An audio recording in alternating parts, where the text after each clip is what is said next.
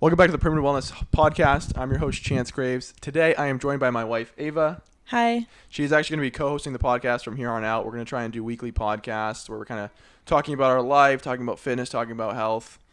So I want to introduce Ava a little bit here. She is a Hudson University graduate with a bachelor's degree in exercise science, a licensed massage therapist, and now the mother to our baby boy, Cassian. So she's got some experience in some different areas here. I'm working on specializing with mothers and fathers, so I figured this is a good time to start podcasting more about that because we are now mother and father. And again, Ava's got a lot of experience with exercise as well as me and my personal training background. So this is something that we're both hold true and close to our hearts. So that's why we want to do this together. Today's podcast, I'm going to talk a little bit about our birth recently. We're going to ask Ava some questions about postpartum, her exercise experience since then, and kind of what her goals are for the future. I also have a background in gymnastics and coaching gymnastics, so along with exercise science degree, I have just always been very interested in the human body and the way that it moves and She was staying also active. a national competitor as a gymnast, so she was very Wasn't good. that good? She was very good. Again, we're 8 weeks postpartum here, and she did, what was the handstand you did the other day?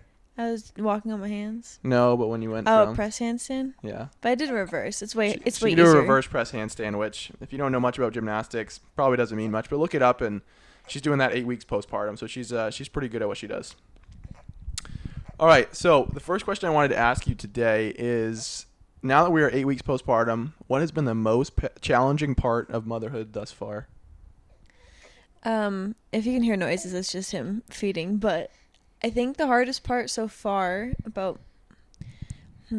motherhood itself has not been hard. I think the hardest part with like postpartum in general has been in the beginning allowing myself to actually really recover and not do anything, because I thought that I was recovering and taking it easy by going on a walk like 3 days postpartum.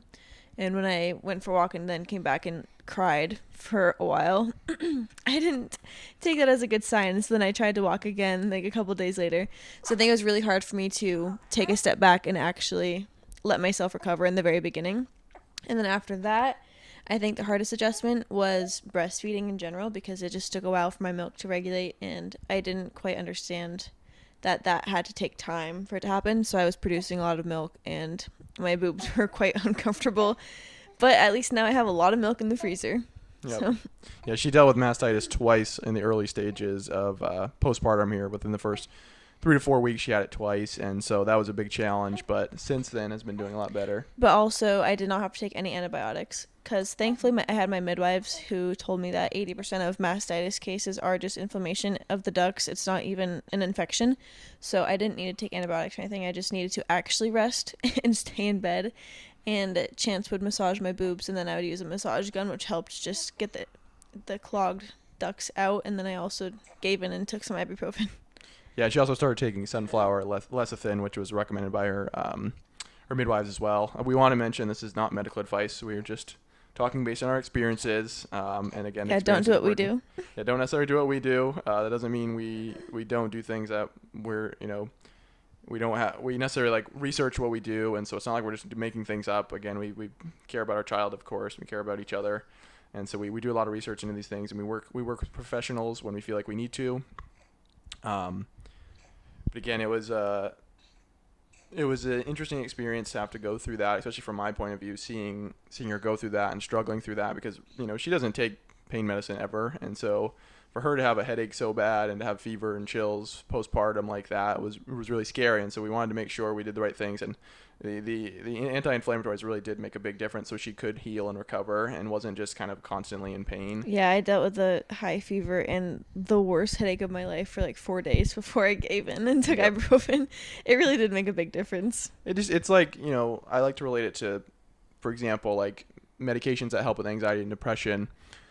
I don't think those are the answer for a majority of people, but what they do is they kind of numb that fire alarm. They make that fire alarm a little bit quieter, which allows you to then put in the work to turn the fire alarm off. It lets you put the fire out. If you constantly have those alarm bells in the back of your mind, it's really hard to just get unfocused on them and focus on what the real problem is, which in this case is the fire or the smoke. And so for her taking those anti-inflammatories, it allowed her to focus on doing the things that helped get rid of the mastitis, which was, again, doing the massage, making sure she's pumping regularly, making sure she's not overdoing it. And I literally had to stay like in bed, because when I would try to get out of bed and act like I was taking it easy, I would try to clean, or I would try to like walk around, or I would just do too much. So I had to really make myself actually stay in bed, which was very hard. Yeah, which is, again, she's a very active person, so it was very challenging for her to just do nothing. I mean, even during her pregnancy, she was very active. I mean, the day we gave birth was literally, we'd walked for almost 2 hours that day. So, I mean, we're so used to that high activity, and it literally was, you know, a tenth of the activity that she could do without causing too much stress. And so it was a big change for her to have to do that, but it really made a difference to just allow herself to relax, allow herself to calm down, and just let this pass. And it gave me a really good excuse just to have the baby cuddles, because the midwife said just nurse as much as you can and just sleep with your baby, because that's really what your body needs. And so it really was a blessing in disguise, because it made me slow down and just take more time with the baby, which I already was doing, but that's all I could really do. No, it was nice to, again, have that time. I mean, you can't get that time back. And at that stage, as a newborn, he was so easy. He basically just lounged around. He didn't like to be changed. He did not like to be changed. But outside of that, he was pretty easy going. Didn't really complain too much. Didn't cry a whole lot. And so it was nice to have that time where she could just relax with him, sleep when he slept, or read while he slept. She was able to get a lot of good reading in. And so that I read a lot. I read so many books postpartum. Yeah, that early postpartum experience was lots of reading for her, and me included. And so we were able to bust through a bunch of books. The next question I wanted to ask you, do you have anything to add to that? No. Next question I wanted to ask you is, what has been easier than you expected? So the opposite. What's been easier than you thought would have been? I think two things. The first one is sleep, and sleep is definitely not easy. But it's easier than I thought it would be. I still have days where I'm tired, but it's been good because he sleeps in the bed with us. And so I still have to get up like at least once a night, but usually 2 times. Recently he's been making me get up 3 times. He is in Cassian. But I just get up to change him, nurse him, and then we go right back to bed. And so I get pretty good sleep. And then in the morning, Chance takes him for a little bit while I get to sleep by myself for like an hour and a half to 2 hours. And that really makes a huge difference. But I think I was expecting to be more sleep deprived than I am. Again, I think it really helps that I have Chance, because I get to have that extra hour and a half to 2 hours in the morning where I can sleep by myself. So I was expecting that to be a little bit worse than it is. And then I also just think motherhood in general has been less life-changing than I thought it would be, which obviously it's very life-changing, but I was expecting my life to feel like completely different than it is, if Almost that makes like sense. Walking into like a room that was originally dark and then adding a light into it. That's kind of what we were expecting, because everyone said that it was going to be this huge change, and we say that, which it is a huge change, yeah. but it's more like I was like, of course it's a huge change, but I think that people made it seem like you couldn't prepare for that huge change. And so in our preparation, like 9 months prior, before we got pregnant, we really took the time to prepare, and mentally and physically, for what it would be like to have a baby. And so I think by the time he actually arrived, there was really nothing that took us by surprise, because we understood as much as we could what it would be like to have a baby. And obviously there's still some struggles, and it's like life is just harder because you have to like work around his schedule and his nap and feeding and all that stuff, but it really isn't as hard as it seemed like it would be. Well, one of the things that I remember, I was talking with the client about this, like, we both don't feel like it's been this major change, but a big part of that reason is we already had so many responsibilities and so many things we were taking care of. I mean, we have 40-something farm animals, we have 3 dogs, we have 2 cats. Like, we already had a lot of responsibility. So I think for someone that just goes from having to, you know, a husband and wife, or a boyfriend, girlfriend, or whatever, that goes from just the 2 of them to then adding a baby, that's a big responsibility change. But we already had so many other mouths to feed, and even if they're not humans necessarily, it's still mouths to feed. And so we're so used to having that responsibility that it wasn't a huge shock to all of a sudden have to take care of one more thing, because it's one more thing. And yes, it's harder than a dog, or it's harder than a cat, but at the same time, there was levels to it. You know, we went from, instead of going from 0 to 100 like most people, we went from 50 or 60 to 100. So it was a much more of a subtle change. I think something that makes an even bigger difference than that, which I agree with that. I think having a different, like, more responsibilities than just taking care of each other and ourselves, made a difference. But I think the fact that we also are just great partners, and the fact that when there's something that needs to be done in the house, the other person just does it. And so there's not one of us that's just like sitting around waiting for the other person to take care of something. We both are the type that when there's something that needs to be done and the other person is obviously busy doing something else, whether they're with the baby or doing a different chore, we see it and we do it. And I so think a big part of that too is we just have the time. Like we don't have schedules that are like we're not typical 9 to 5ers. That was something else I was gonna say, is the fact that you didn't have to go back to work for 48 plus hours a week away from home. Yep. You get to be at home with us, and when you do work, you're just downstairs. Yep. I think if I had to go back to work and work 40 hours a week, my answers to all these questions would be drastically different, because Yep. I wouldn't be spending all day long with my baby in my home or like just around my home. Yep. So we were lucky that I was able to take 5 weeks off, and I don't get paid for that time off, but we prepared for that so that we could take it off, and she's taken off. She took off the early part of May all the way through till July, so we were able to get a good amount of time to kind of really just figure things out and relax. And again, that 5 weeks off for me was huge, because it allowed us to just have that time with him, allowed us to kind of figure everything out, get a plan in place for, okay, when I do get back to work, how are we going to do this? And again, my schedule, like we just said before, is I'm working early afternoon to early evening, so it's like I'm not working crazy hours, so we have all morning together, and mornings tend to be the toughest time. If I had to go to work at 6, it would be much different, because she would be getting less sleep, and that would be a huge challenge, because that's, again, that's one of her biggest struggles, is if she gets sleep deprived, it makes it much harder to do just about anything. I think if that was the case, though, I would definitely prioritize taking a nap in the middle of the day with him. Yeah, true. Because I'd be home. But I also think that I would feel more isolated if you were going to work for 40 hours a week. Like, if you had by to wake yourself, up like 6. yeah. Yeah, because I have my family around, and people could still visit, but it's different when I get to wake up every morning and have breakfast made by my husband, and then we get to spend the morning together, go for a walk, and then have lunch together. We get to work out together. Like, we get to have a life together, and then you go work, and I can keep myself occupied for 5 or so hours. That's fine. It doesn't feel isolating to me, because I can do things around the house, hang out with Cassie, and I can read. We also have 3 dogs, 2 cats. Like, it's not like she's like literally by herself too, which makes a difference. Like that background noise is often undervalued, but there's a lot to say about that. Just having others around you, whether it's, again, another person, or if it's a dog, or if it's a cat. Like, I think there's a lot of value in that, and sometimes they're annoying.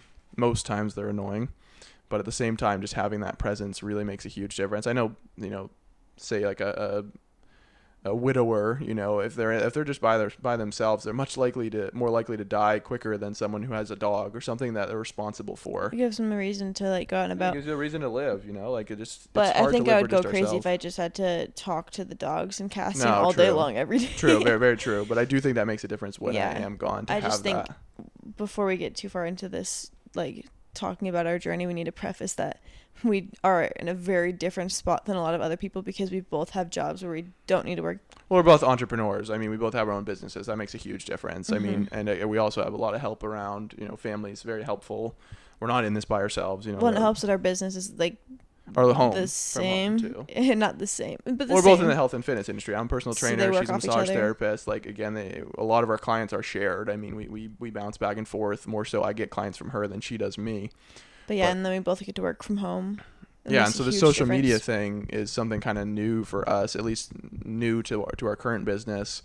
And so we thought it would be kind of fun to do it together, to get both perspectives. So obviously mine as a personal trainer and hers as a massage therapist, but also, again, has a degree in exercise science. So she's got as much knowledge, if not more, about the human body than I do. I have the practical experience, but she has a lot of the knowledge outside of that gets a lot deeper into how the muscles work, like the biomechanics and everything. So having careers that align like that allows us to not only, here we are recording a podcast at 8:45 p.m., but it's also kind of bonding time, because we're talking about things that we're both interested in.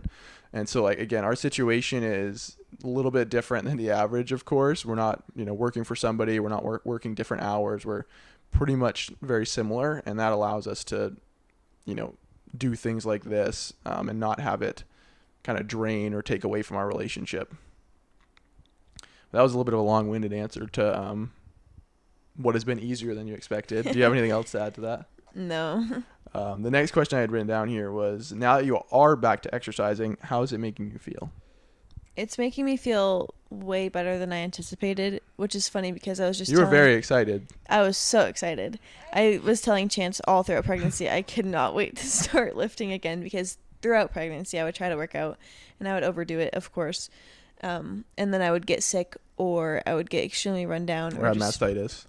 No, not pre-pregnancy. Pre-pregnancy. Pre-partum. And so towards the end of pregnancy, we really just focused on walking a lot, which was great. Mm-hmm. But then postpartum, I again told Chance all the time I could not wait to feel better so I could finally work out.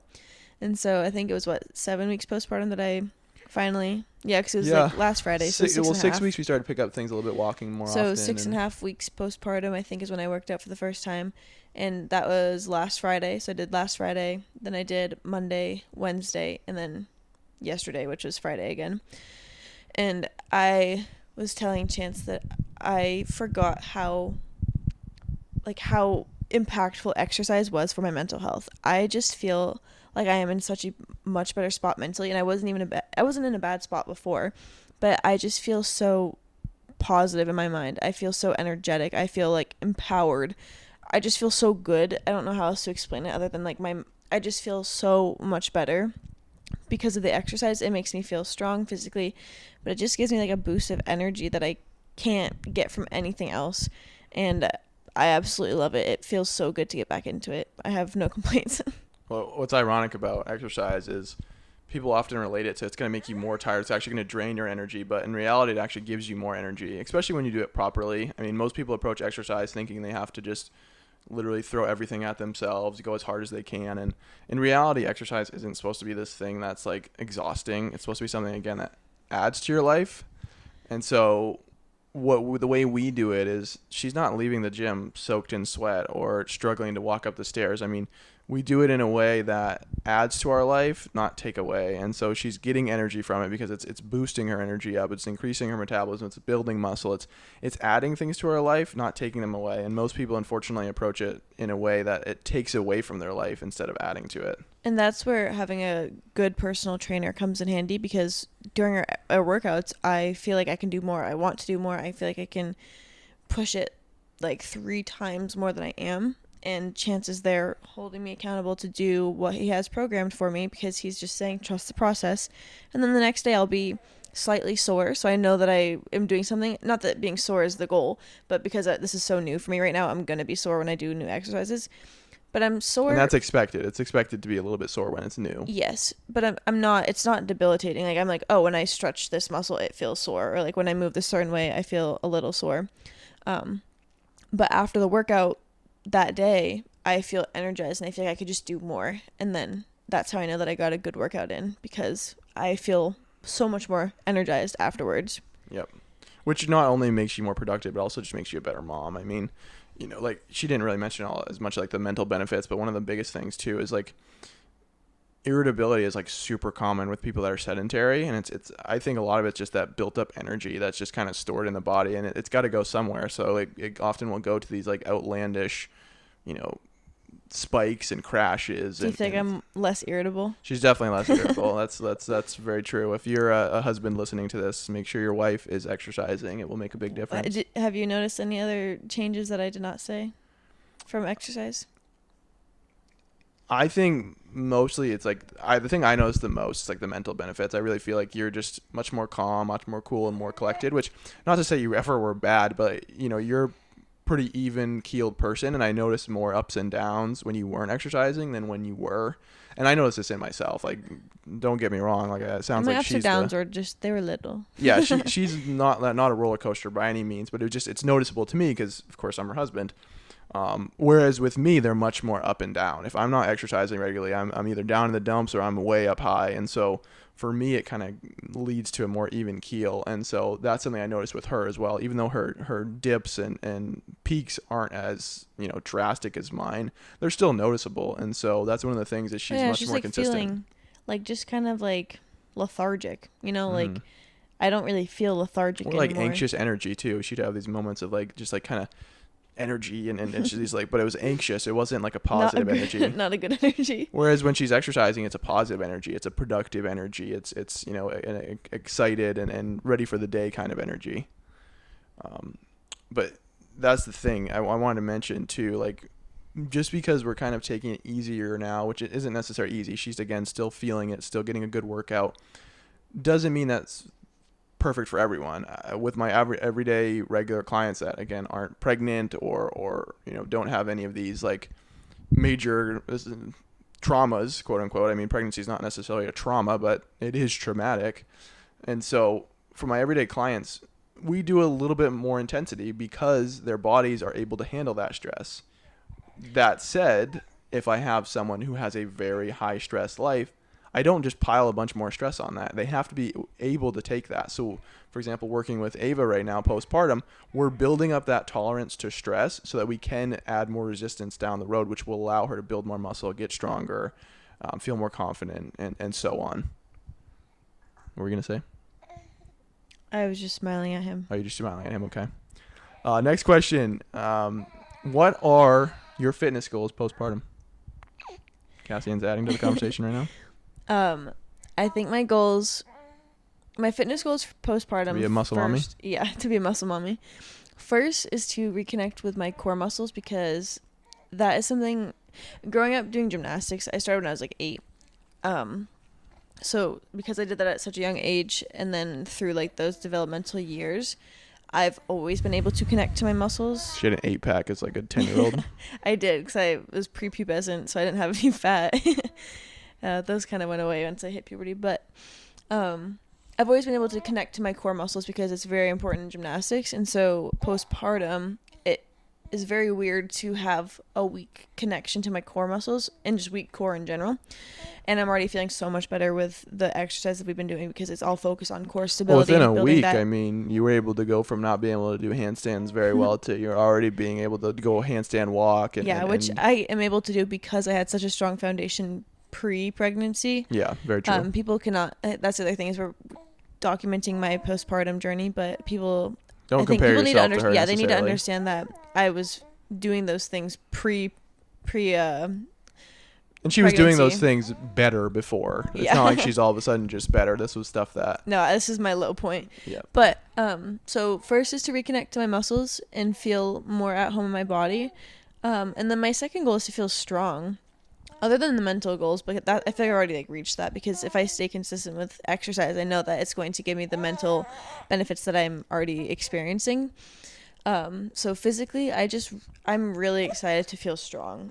Yeah. I think my whole life I haven't really focused on necessarily what my body looks like, whether or not that's because I've always been happy with my body.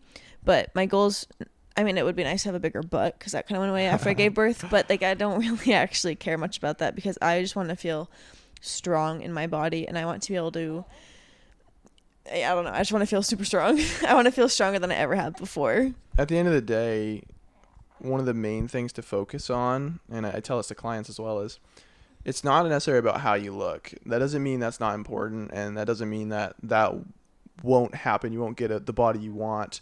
But if that's the only thing you focus on, oftentimes it's going to lead to failure because people tend to think more is better and it will get you that body faster. But the best way to achieve results and to quote unquote improve how you look is to chase how you feel, to chase strength, to chase the goal of building muscle, not just trying to lose body fat.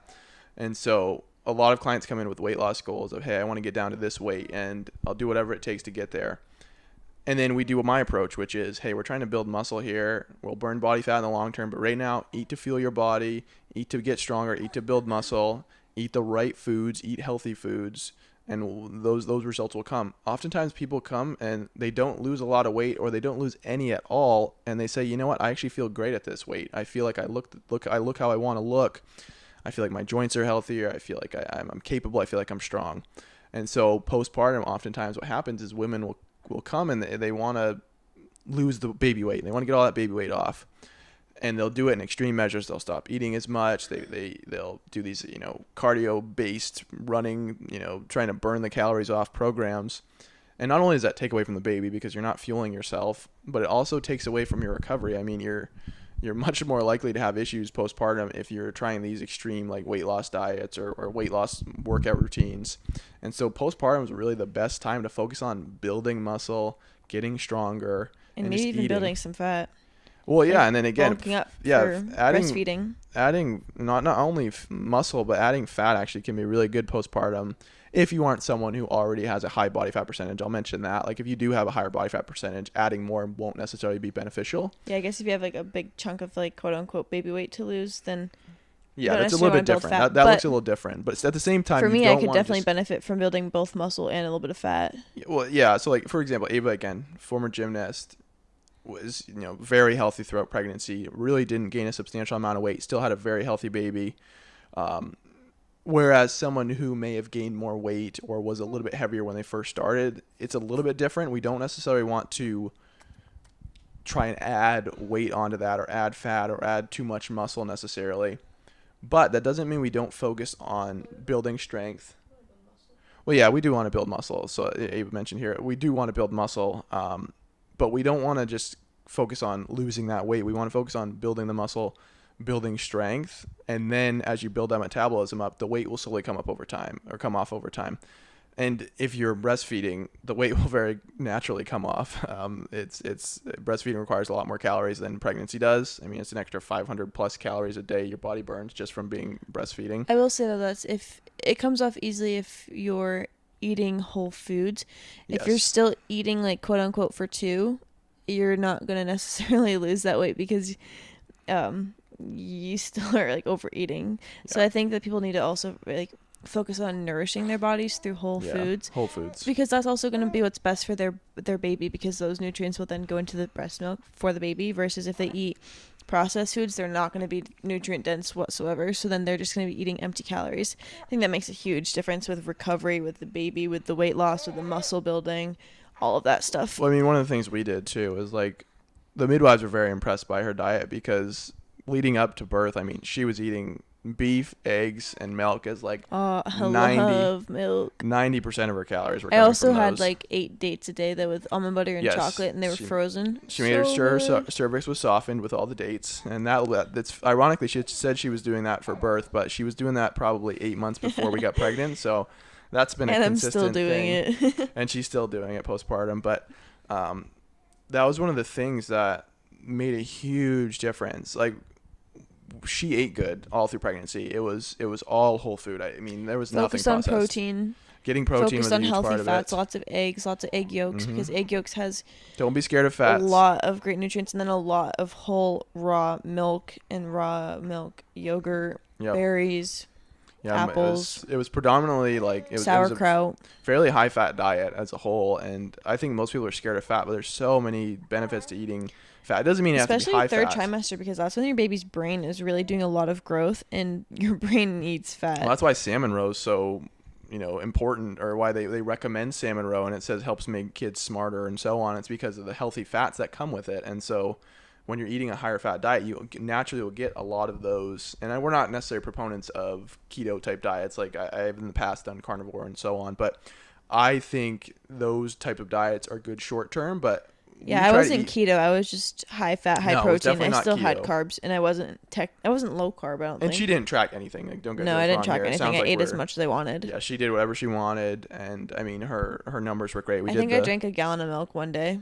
Not even kidding. No, she never. I don't think she ever reached a gallon, but she probably was realistically Like 80 over ounces. half a gallon a couple of times. I But craved it. she focused again on the whole food, very nutrient dense food, and that's pretty much what we're doing postpartum. I mean, we've experimented with some other foods in there, but everything we're eating is pretty much whole food, or slightly processed, something like white rice or rice noodles. But as a whole, it's very whole food And honestly, focused. even the rice and the rice noodles have been hurting my belly, so Yeah, I think I and- need to go back to the beef and eggs. And then one of the things that was really funny talking with the midwives, they were amazed by this, is they asked, well, how are your poops postpartum? And she said they've really never been better. And that was, They literally had never been better when I was like from like 0 to 6 weeks postpartum. I had like the best poops of my life, and I was eating 6 duck eggs a day and 3/4. she was doing pound 6 of duck beef. eggs, 3/4 of a pound of beef, and then at least 40 something ounces of Yeah, milk as much milk with as some I fruit wanted. and dates and And so then I'd on. have my dates still. I'd have my dates every single night, which I think helps a lot. Plus, I drink my magnesium drink at night, which I think helps with my poops as well. Mm-hmm. But yeah, I had never pooped so good. Well, in the baby weight, again, not to talk about weight loss and whatnot, but like the baby weight basically just melted off her. I mean, she was. Which isn't necessarily what I It's wanted. not the goal because necessarily. my goal now is to gain weight, but I want to gain it through muscle. But Yes, obviously, exactly. if I gain fat, that's what I need. I think I could do good She could at stand a to add higher some fat for higher sure. fat percentage. However, I don't like being this light because I just feel so like Well, fragile. unfortunately, like pre-pregnancy, the weight she was at had more muscle, but during pregnancy, of course, we lose some muscle because we weren't exercising consistently, we weren't lifting weights consistently, and so we lost some muscle. So it'd be kind of the body weight that she had postpartum, even though it was the same weight she had before, it was more fat, less muscle. So she's a little bit weaker feeling because she didn't have as much muscle on her body as she did before.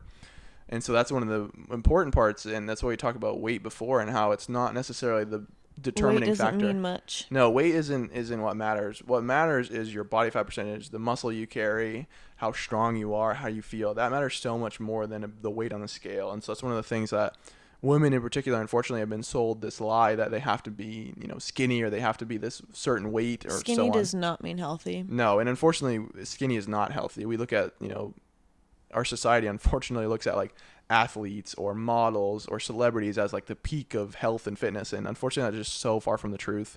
Well, they're And- still healthier than like the people that are like quote unquote skinny fat, because at least they have muscle. Like they're still not healthy. Well, I'm talking about like a model in this position. A model is yeah. is We said literally models and athletes in the same sentence. well, So yes. Well, athletes, unfortunately, When I that's think the about- opposite end of the spectrum. when I think about when people want to like go like be like skinny, they end up being like that skinny fat where they literally have like no muscle. Yeah, you can actually lose. For example, you could lose 10 pounds and actually have your body fat increase if it's muscle, because your body fat percentage will actually And increase. I think that's what people prioritize, is just they prioritize getting the weight skinny. on the scale. Yeah, over how they feel and what their muscle is like, because then they lose that weight, like you said.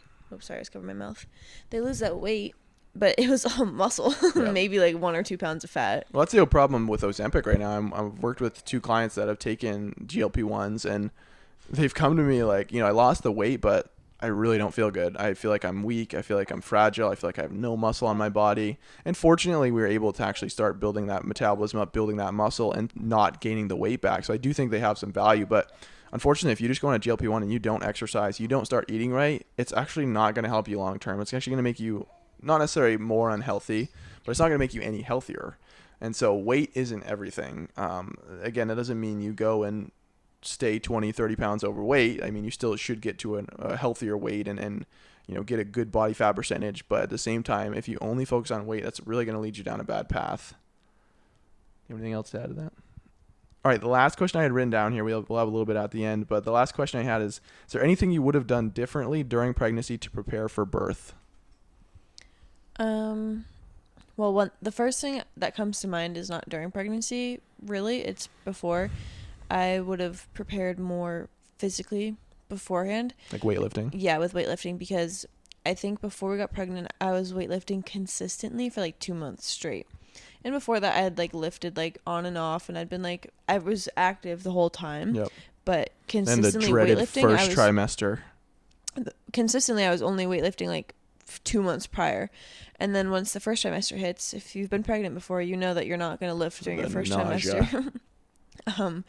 Or if you are, like, I think if I had been consistently working out for like 6 months before pregnancy, I could have handled like once a week or like twice a month weightlifting during Or the at first least, like, trimester. Going through the motions a little bit. Like That's what I mean. Yeah, like yeah. not necessarily doing the same weights. And so I think with mine, because I was only doing it 2 months before, and then the first trimester hit me like a truck, I just stopped Get out of the lifting. And then habit. when I hit my second trimester, I like immediately felt better. And so I overdid it. And then I got sick for like 3 weeks because I got COVID. Then I overdid it again, got COVID again. And then I also got the flu. Mm-hmm. And It was a so- tough second, third trimester. Yeah, because with the second one, I felt so much better than the first. And so I would like act like I was a normal person, forgetting that I was still growing a human. and I would just overdo it, and my body would just kind of give up on me and force me to rest. And then third trimester, I was just super busy with massages because I was getting my Massage hours. I was getting my license in massage therapy, and so I was getting a lot of massaging hours, so I was very active in that sense. Plus her normal job. Yeah, plus I was still working at gymnastics, so I was going and coaching gymnastics. And so I was just really busy, and so I did not prioritize weightlifting. I started to towards the end. I think like the last month, maybe, I was consistent with working out, but I was doing one lift a day just to make sure I didn't overdo it, and that felt good, but that was just maintaining what muscle I did have still. So I would say prepare a little bit more beforehand with the strength training. Yeah. Through pregnant. What I'd say about that too is pregnancy isn't the time to start trying to build muscle. Pregnancy is when you try to maintain muscle. So if you build up a nice strong base before pregnancy, you're not going to necessarily add to that throughout pregnancy. We're just trying to maintain what you have. So when you get postpartum, you're not at a kind of a ground zero necessarily. And so that's one of the things we didn't do is we didn't really prioritize building muscle before.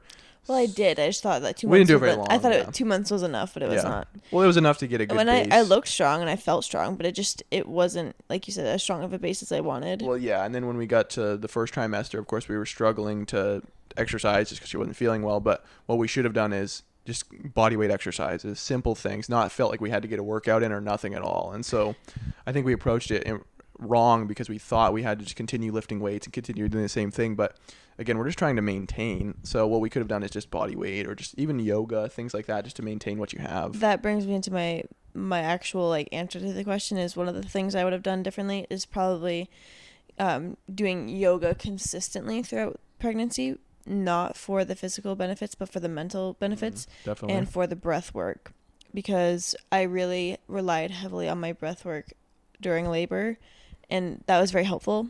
And I think I only was able to do that because I've done yoga like a lot in the past, but I think I would have wanted to strengthen my mind a little bit more through the pregnancy.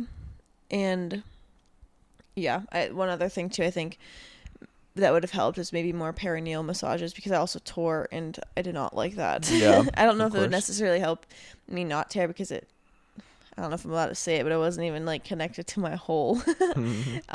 So that really wouldn't make a difference, but we did do it some, and I think that also helped me use my breath to breathe through like that kind of uncomfort in that area. So I think those are the three main things. Is honestly the first two are probably my main things, because I think they would have made a huge difference mentally and physically. Yep. Yeah, we're not huge fans of yoga necessarily for the physical benefits. Well, I am, but not for getting stronger and building muscle. No, but again, from a physical standpoint, it's not really like, it's not something that's going to help you necessarily lose weight. It's not something that's going to make you stronger necessarily. It does help with some balance, helps with coordination. It can give you some mobility, but we love it for the mental benefits. And so if you're not going to exercise at all, or you're just going to do yoga, obviously just do yoga. But if it comes to like trying to build strength or trying to build muscle and kind of lean out or just get a lot of the positive benefits that come from exercise, strength training is going to do a better job of that. But from the mental standpoint, yoga is really, really amazing. We're huge fans of that. I'm a huge fan of running for the mental benefits. That does not mean I'm a huge fan of running for weight loss or building muscle or anything like that. But yoga was something that she did very regularly earlier before pregnancy. And just, again, we kind of got out of the habit. And it was nobody's fault other than we just were busier at the time, and so we just stopped doing it. And so, well, it wasn't even that I was busier; it's that I stopped prioritizing it, because that was part I think of it, it's easy to blame your schedule. So everybody's got the same 24 hours, right? It's just easy to blame that, but I think now, knowing how it would have benefited me, I will try to make it, or I will make it a priority in my next pregnancy. Yeah. So that's something that we'll both make sure we prioritized. Is I kind of did the same thing. I mean, I wasn't helping lead or leading by example. I mean, I let my fitness, drift by the same way she did, because I just didn't prioritize it. And so I think if I help kind of lead by example, it would make it easier for her to do, because of course she's in a very stressful state being pregnant. And so if I just kind of go with the flow as well, she's not likely to make the move because she's already stressed. Whereas if I'm kind of leading by example, it makes it a little bit easier for her to follow suit, because she does someone that's helping motivate her versus someone who's just kind of unmotivating her like I did. And so that's something that next time we're both going to try to be better about, is both kind of holding each other accountable to make sure we're exercising, doing yoga, make sure we're doing the breath work, and just trying to make it so we have a little bit more, I'm trying to find the word here, but make it so pregnancy next time is just a little bit easier. It wasn't maybe hard though this time. It's Yeah, just no, kind and of like making it more optimal. Yeah, I say we're in the business of optimizing. I mean, again, both in the I health really and don't fitness. have many complaints other than my Other than the only ripping, really. complaint. No, not even that. That's honestly fine. But my only complaint is that I felt weak. Yeah. That's it. I just wish I felt strong. So Yeah. that's literally my only complaint I had with my pregnancy. I loved being pregnant. I loved how I felt, honestly. Like, I loved it all. It was amazing. Do you think that you may have gotten sick so many times and struggled a little bit through pregnancy because you were weak? Do you feel like you didn't have enough resilience? I don't know, maybe, but I think that when I got sick, it was always when I just pushed myself way too hard. Would you think you would have had more resilience to that if you were a little bit stronger? Possibly, a little bit more? But I also think I just shouldn't push myself that hard in pregnancy, period. I think that is just not the time because my body's so overwhelmed with doing so many other things that I feel like my resilience would be low regardless. Well, that was the other thing, too. I mean, you were doing a lot during pregnancy as is. So, like, anything on top of that. Just building a human in general Yeah. is just going to make my tolerance lower because I'm already doing so much. So when honestly, you were pregnant I don't through know. the winter, too, of course. So, I mean. Which I think was fine. I just didn't like feeling weak. I felt fine. My energy was great. Like, I had to take a nap towards, like, the end, like, the third trimester. Honestly, the first trimester was worse energy-wise than the second and third. For sure. Second came, and it was like you had a million things to do, and you were busy all the time. So it's like you had very good energy through the second trimester. I loved being pregnant, so 10 out of 10 we'll do again. We're gonna wait a while though, right? Maybe, she says. All right, looks like the two of those two are falling asleep over there, so we're gonna close up shop today. But thank you guys for listening. Again, we're gonna try and do this weekly if we can. Make sure we get some podcasts out. We're going to be talking about health and fitness stuff. We're also going to put on our Facebook and maybe Instagram a Q&A so that maybe next podcast we can answer any questions we can just that people have, whether health and fitness related. Well, if it's health, fitness, and then like we lifestyle. can also talk about life too. Yeah, just our any experiences. Questions. I mean, we're both still young, so we don't have a lot of experience necessarily, but we both work with people. No, we can tell you what we think, but yeah, you can well, take it with a grain of salt. We also again work with people. I mean, she works with various people from all ages in the massage therapy business. I, of course, with personal training, I mean, my youngest client was 5. My oldest client is 85. And so I work with a wide range of people. So I've experience working with, again, mothers, fathers. I've experience working with grandfathers, the elderly, just the average person. And so we have a lot of wisdom that's not necessarily ours, but it's wisdom learned from others, which I think is also beneficial. But that's what we wanted to call it for today. We're going to probably get to bed pretty soon. But thank you guys for listening. Again, we're going to put that Q&A out on Instagram, Facebook, so you guys can ask some questions if you have any, and we'll answer those on the next podcast. But in the meantime, thank you guys for listening, and we'll talk to you next time. Bye.